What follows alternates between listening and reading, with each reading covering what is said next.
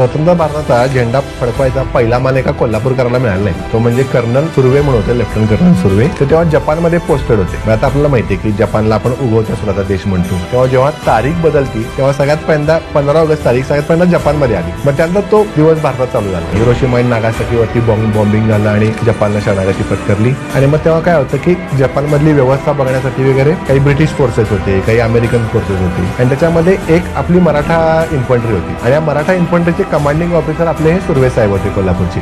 जपानमध्ये ऍडमिनिस्ट्रेशन होतं तर त्यांना ऍडमिनिस्ट्रेटर म्हणून नेमण्यात आलं आणि मग ते तिथं पोस्टेड होते. आणि मग आता नियम काय आहे की जेव्हा भारताचा स्वातंत्र्य दिन किंवा 26 जानेवारी काय असे दिवस असतात तर तुम्ही कुठेही भारताबाहेर असाल तुम्ही ते ध्वजवंदन करायचं असते. ते भले तुम्ही कुठल्या तरी परराष्ट्र मंत्रालयात वगैरे इकडे तिकडे असाल, एम्बसीमध्ये, तरी तुम्ही करता. तर आता भारताचा झेंडा यांना फडकवायचे जेव्हा हे आलं तेव्हा त्यांच्या लक्षात आलं की भारताच्या आधी आपण काहीचा झेंडा फडकवतो. त्यामुळं जवाहरलाल नेहरूंच्या आधी सुद्धा कोल्हापूरच्या माणसाने झेंडा फडकून एक वेगळाच मान आपल्याला मिळतो.